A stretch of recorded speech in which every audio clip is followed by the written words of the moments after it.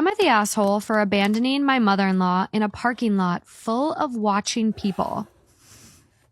I, female 26, am a stay-at-home mom, and I pick up my daughter after school. My husband, male 35, takes her to school in the mornings on the way to his work. Mother-in-law got divorced a couple of months ago, and not so subtly complained to my husband that she was lonely. So my husband insisted that we have her over every weekend. Mother-in-law and I don't get along. For example, mother-in-law has always made snide remarks about me being a teenage mom, but I learned to ignore it since my husband asked me to keep the peace. When she began coming over, she would make comments about how dusty the floor was, how much laundry was in the basket, etc., hinting that I should be doing more housework as a stay-at-home mom. Final straw was when she commented about our daughter's academic abilities, saying stuff about how she's below standard academic level and blaming me for not putting in the effort to teach her. After a big argument, my husband finally agreed that only he would visit mother-in-law at her home. Mother-in-law and I haven't spoken to each other since. Well, mother-in-law's catalytic converter got stolen yesterday and hasn't gotten fixed yet. My husband drove her to work this morning and asked me to pick her up. I said no. Mother-in-law works fairly close to our daughter's school, about a 15-minute walk. In the middle of the day, my husband sends me a text saying that he convinced mother-in-law to walk to our daughter's school so I can pick up both of them at the same time. I arrive at my daughter's school and see mother-in-law with my daughter. I walk up to them and tell mother-in-law that she can find a way home, that I'm not going to give her a lift. She started to create a scene, and the other parents and children were starting to stare, so I took my daughter by the hand and drove away. Husband yelled at me when he got home, saying that I embarrassed mother-in-law in front of the other parents and left her stranded when I could have easily have driven her home. It really wouldn't have been much work to drive her home one time, and I'm regretting causing a scene at my daughter's school because her classmates and their parents might have seen it. Am I the asshole?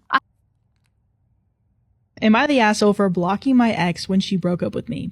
My 19 male, ex-girlfriend, 20 female, of 3 years broke up with me Sunday night over text. She told me that she felt like my lack of ambition was holding her back and she needed to move on with her life because she felt like I didn't value her.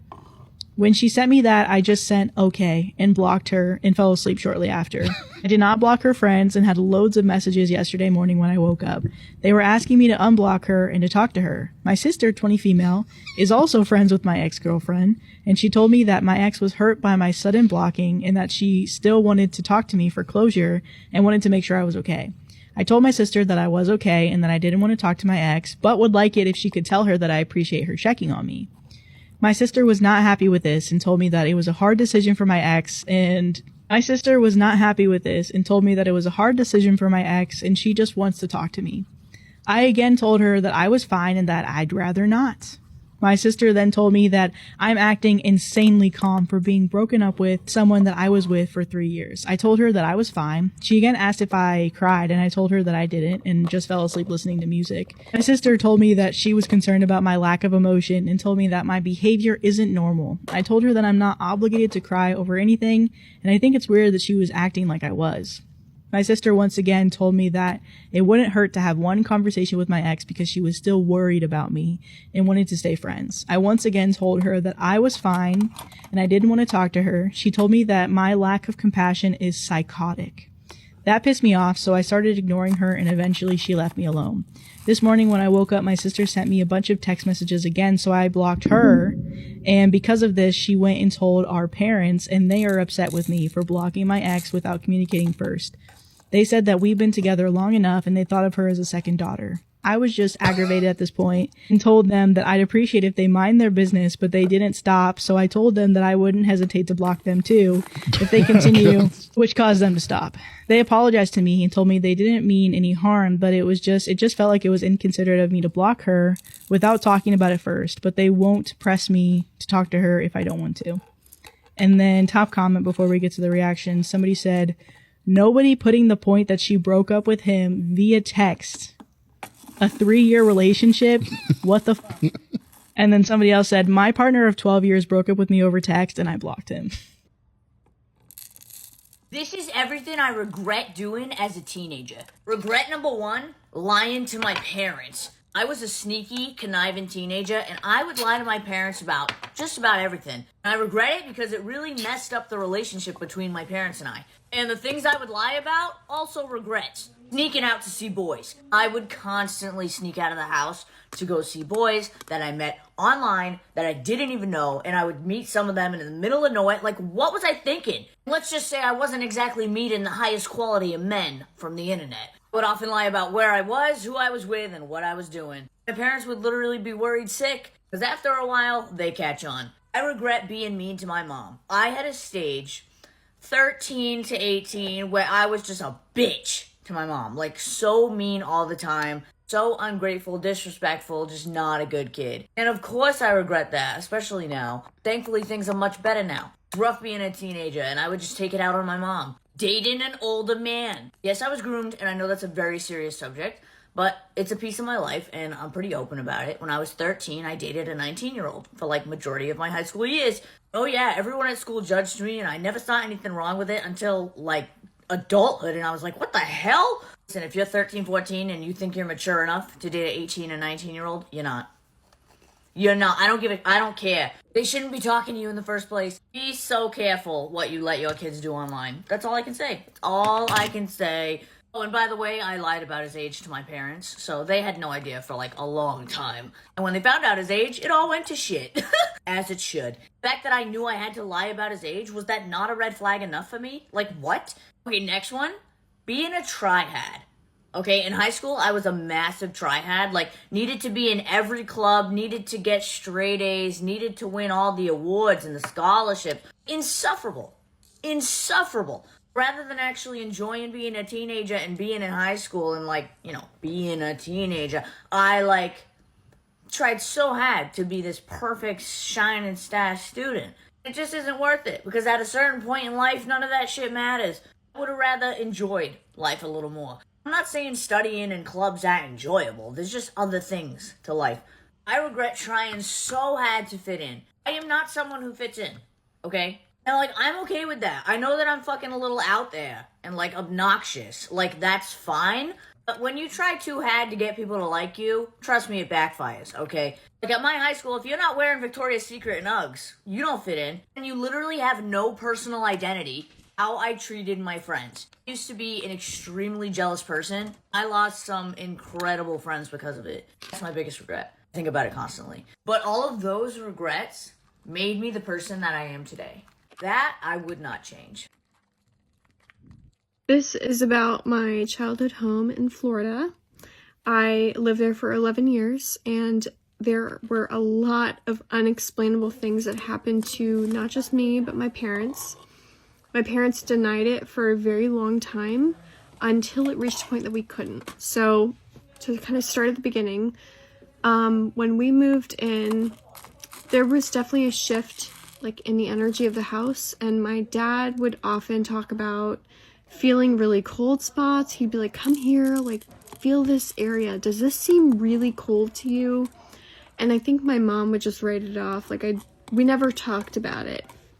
I remember one time my dad was opening a bottle of wine in the kitchen, and I watched it happen. My mom was there. I was like 6 years old, 7 years. I mean, I was young. I wasn't drinking, but this cork, he like did it on the counter. It came off the bottle and somehow kept jumping. Like, the momentum kept the cork like jumping around the kitchen, and he like couldn't catch it. And he was like, man, like, he was like, this is so weird. Like, he got really frustrated. It was just a weird thing that happened. Another time that I only found out years later, my parents were cooking, and they had a knife on the counter, like, to chop something, and it flew from the counter into the wall. Into the wall. I didn't know about that for years. We never talked about it. So, as I grew older, I started to notice that my door would open on its own, and I had my dad take apart the door handle. I had him check the level of the door to maybe see if it was the weight of the air, like something was not level and was just creaking. No, I mean, the door handle would turn and release, like someone was opening it. And he would sit there right after it happened and look at me and say, Tess, nothing is wrong with this door. I don't know what to tell you. It's fine. It's in your imagination. So, it just reached a point where I became so irritated and frustrated that I seemed to be the only one kind of experiencing these things. Now, we had a kitchen table set of chairs and a table that was all made of wood. My parents had had it since like the 90s. Like, it was something that they had invested in, so it was like heavy furniture, right? Sturdy. There was one seat at the table that would creak as if someone was sitting in it, like there was heavy weight in it. And my mom would notice it so much, mainly because she spent the most time in the kitchen, like cooking food for us and whatnot, that she started rotating the chairs every time she cleaned or swept under them to see if it was just one chair. And it wasn't all 4 chairs that happened. It was only one spot in the kitchen that creaked as if someone was sitting there. Unexplainable noises and things would happen. Like my dad, one time I was sitting eating breakfast at like 6:30 and we're about to leave. And he looks at me, he goes, Tess, you're not going to believe this. He was like, in the middle of the night, woke up to a sound of glass breaking on the floor in the living room. He goes, I ran out here, couldn't find a thing. Nothing was moved. Nothing was touched. Didn't make any sense. He was like, I don't understand. I don't get it. Now, I will also add, like, I had some freaky experiences in this house, like weird dreams, things in my room in the middle of the night would be flying around my room. Like, I would be pitch black because I needed to sleep with the lights out, but I would hear drawers of my desk being thrown open and papers just being thrown everywhere. I mean, I had no clue how to talk about this or how to deal with it growing up. I was a very odd kid, for sure. And I didn't know how to deal with this at home. So as this was happening, as I grew older, my parents denied it a lot because they didn't want to scare my younger brother, who was 3 years younger. I can understand that. I wish that they had talked to me separately more and just empathized with me, because I was always told it was my imagination. Until this one experience, about a year before we moved out of the house, I was playing piano. I was maybe 16 years old. It was midday, beautiful day out, no weather. No one was in the house with me. My mom and my brother were playing tennis, like, a couple minutes away. It was their like Saturday afternoon thing that they did. And I was playing piano by myself. The alarm to the house was on, so anytime you opened a window or door, it would ding and you knew someone was in the house. My parents were kind of like freaks about that, but you never know. It's always safe to have. So anyway, goes to show there was no one in the home with me. I stopped playing piano for a second and I picked up my phone and I start hearing a man running down the hallway. Like, I hear the feet hitting the floor and like I hear a man's heavy breathing as if he's just run a marathon. And so I turn and I look at the main part of the hallway, the main center of the house. It was a 1 level home. Every room was kind of connected to each other. It was more of an open concept. And I hear the running come in the room and it stops in front of me and goes completely silent. Silent. And I just lost my mind. I could not handle it anymore. I was like, I am so done. I'm up to here. No one's believed me. And look, I'm hearing someone in the home and there's no one here. How do you explain that? So I run outside. I call my mom. I'm like, drop everything. Get in the car right now and come get me. Drop everything. Like, I need you to come get me. It's an emergency. She comes and picks me up. She looks at me in the car. She goes, Tessa, what happened? She was like, I've never seen you so white in the face. So she brings me back to the tennis lesson that my brother's having. And one of her friends is there who claims to be a psychic. Now, why I say it with air quotes is because she was a very nice woman. And she knew things about our family that you could not find on the internet, that are not known to anyone other than my parents. She knew things about our family heritage, names and places and things that had happened that are not public knowledge. And I only say it with air quotes because they were suspicious of her at the time, and I, looking back, believe her. She came up to my mother and was like, what was wrong? Like, why did you have to leave so suddenly? Like, what happened? And my mom was like, oh, Tess just, like, heard something, and I had to go get her. And this woman looks at my mother and goes, there was someone in your house. I'm coming over as soon as we're done with this lesson, and we need to figure this out. So she comes over. She and her husband got involved. I don't know how, but he got involved, and they talked to a spirit who was in the home. His name was George, and he died young. So they told me that he didn't really have much in his life. He died tragically or something, and he had become attached to us somehow. He found us somehow. She said maybe it was like we were at the grocery store, like, the spirits can become just attached to you. If you are, it just can happen. So she said that he became attached to my mother because he thought she was, he just liked us. And then as I grew older, he developed a crush on me. And wanted to run and hear my piano because he liked hearing it. So after we moved out of that, once we were like moving out of that home about a year later for my dad's career, I told him, I just said out loud, I was like, please do not follow us. Stay here or go wherever. Like, we don't belong with us. So, that's what happened. And he did not follow us. I've had a few experiences since then, not nearly as extreme.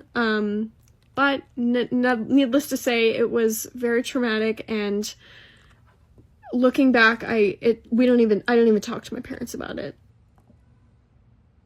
My husband got a letter in the mail, and it's from DCF. If you don't know what DCF is, it's the Department of Children and Families, I think.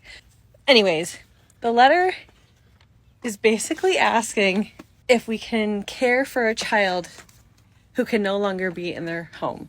And I'm pretty confident they don't just send these letters to just anyone. I'm pretty sure you have to be like on a list or like somehow related to the child. We don't know who the child is. They provided the child's name and date of birth. So by our calculations, the child's 13. And it would have made my husband 24 years old when the child was born. So this DCF is from a different state.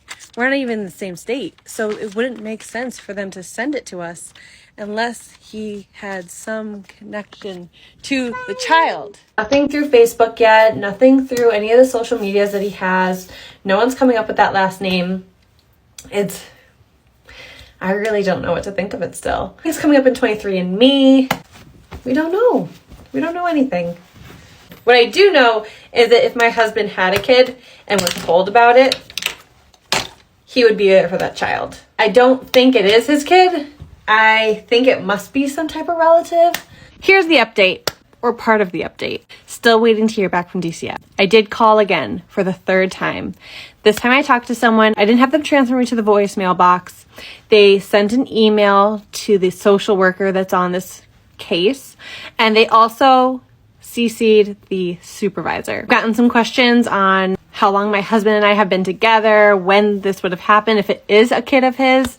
My husband and I have been together since fall of 2018, so not very long, almost 6 years. This would have happened like 13 years ago or so, if he does have a kid. So many years before we even met. A lot of people are also asking, like, why am I smiling? Why am I laughing? Like, this is just how I handle things.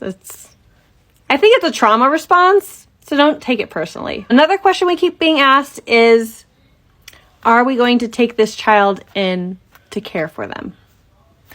First off, we can't do anything unless DCF calls us back.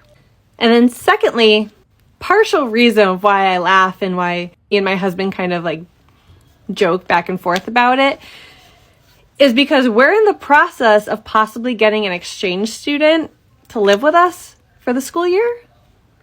So this is really just a twist on everything. We already have 5 kids. We're a blended family. He has 1 child from a previous relationship. I have 2 children from a previous relationship. We have 2 children together. There's a lot of moving parts. There's a lot of people in this house and exes that we have to deal with. So it's not an easy decision to make. So I don't really have an answer on that. I want to know just as badly as all of you, like, what happened? What is going on? What caused this letter to be sent to us? As soon as I have that information, guys, you will be the first to know. I promise, promise, promise. They have my information, guys, just waiting to get some answers. Get ready with me while I tell you how I told my parents that I wanted to marry my husband Abbas. So if you guys didn't know, I'm Barawani Somali and Abbas is Moroccan and Iraqi Kurdish. And marrying outside your culture is a no-go zone in my family. So I did not want to tell my mum because I just thought she is not going to accept this. Before I got married, I had people asking to marry me. Every week I was getting these potentials coming to my mum and I kept saying no every time because me and Abbas went to the same school and I can't lie, I knew I wanted to marry him from a very early stage because he was just such a good guy, but I just didn't know how to tell my parents. Plus we were both so young, so it was a bit of a difficult situation. So at this point I had rejected everyone that had come to ask for my hand, and my mum was getting a bit suspicious. She was like, why is this girl rejecting every single person? So then she sat me down, she just bluntly asked me saying, you're literally rejecting everyone. Do you have someone that you're interested in? So I said yes. My mum literally asked me 101 questions. At first, my mum was just not having it. She was not even entertaining the idea at all because, as I said earlier, marrying outside my culture was just a no-go zone. Anyways, we don't talk about the matter again, and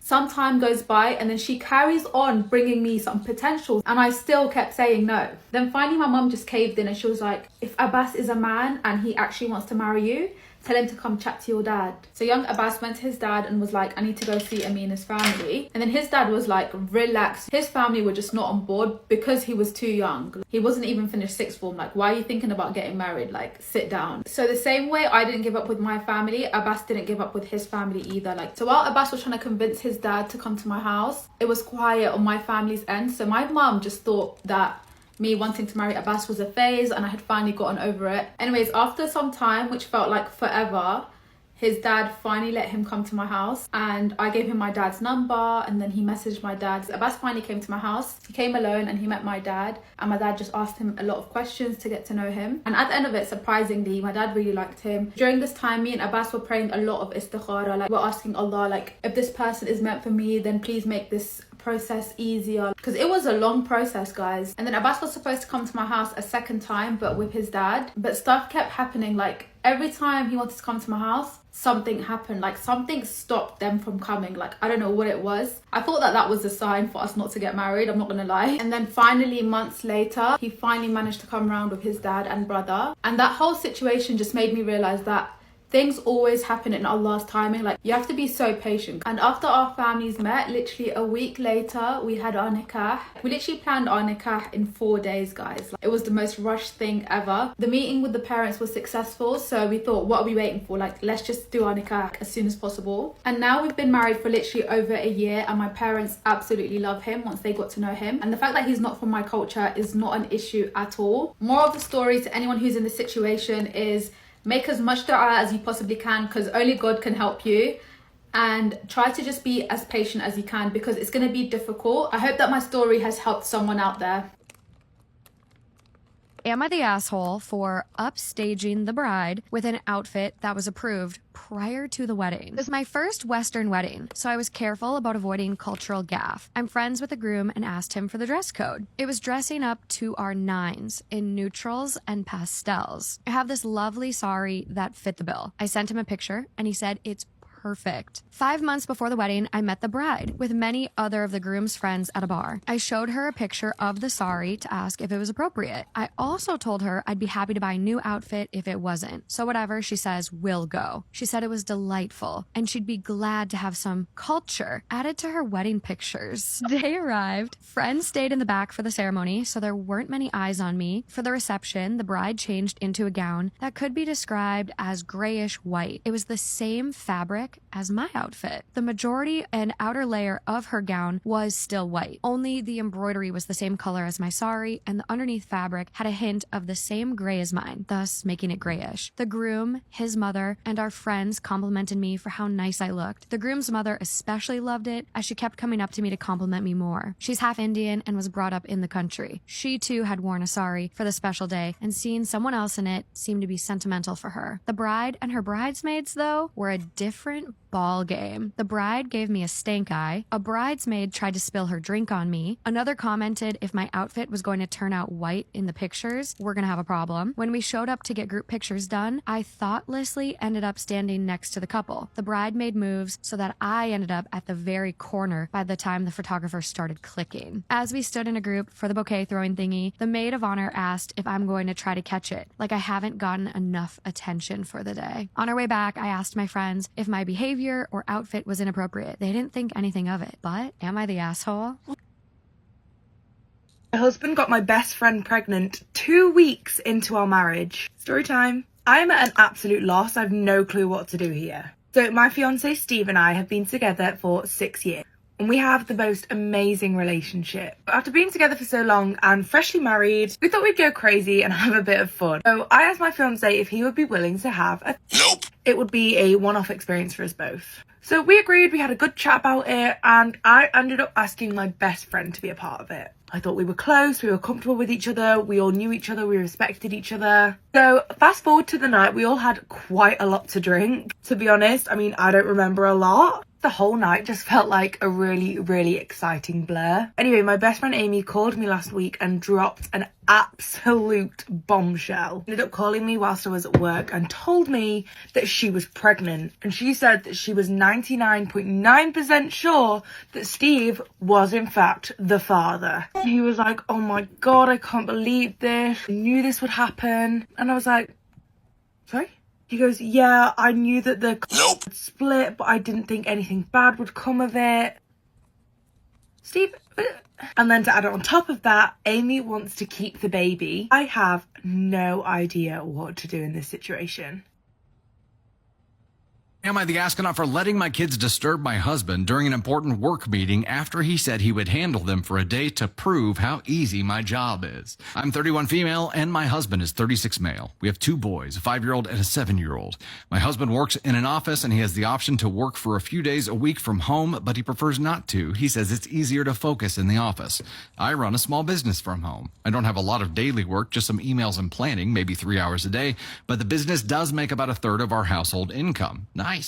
But my younger son is home all day and just dealing with him takes a lot of energy. He's really high energy and will probably wreck something if you leave him alone for an hour. And then the older comes home at 3 and both of them are with me until 8 or 9, which is when my husband usually comes home. A few days ago, I was really tired and I didn't make dinner. When my husband came home, I asked him if we could just order something. He was also tired and we were both short-tempered, so we ended up snapping at each other.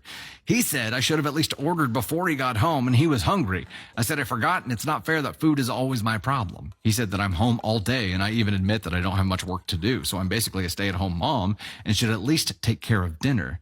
I said he has no idea how much I do every day. And he said he'll handle the kids for an entire day while also working from home just to prove that it should be easy for me. I said, sure. So he made the arrangements to work from home yesterday. I slept in, and when I woke up, he was already frazzled from getting the older one ready for school. He ended up having to cancel a meeting to make breakfast and was worried about that. Then when he took another meeting later on, the boys went out to play in the yard and got super muddy and left footprints all over the house, which he then had to mop, and I didn't help at all. By this point, I did feel sort of guilty because it was definitely harder for him to take care of work at the same time, but all I wanted was an apology. He said he was doing this to show that I do nothing all day, and if he just admitted that he was wrong, I would have helped out straight away. Later on, he had another meeting, and he told the boys to not bother him for an hour. But about 20 minutes in, they got in an argument about something, and our younger one went into my husband's room to complain. He was really loud, and my husband's video was also on. Then he told the kid to leave him alone, but he was upset and crying and wasn't listening. After a few minutes, my husband went back to the meeting and apologized to other people. When it was finished, he was really angry at me. He said I could see what was happening and just watched him struggle without helping. I said all you had to say was, please help. He said I shouldn't be so petty and prideful. This probably made him look a bit stupid in front of his manager, but it was only a few minutes, and I don't think it was the huge deal he made it out to be.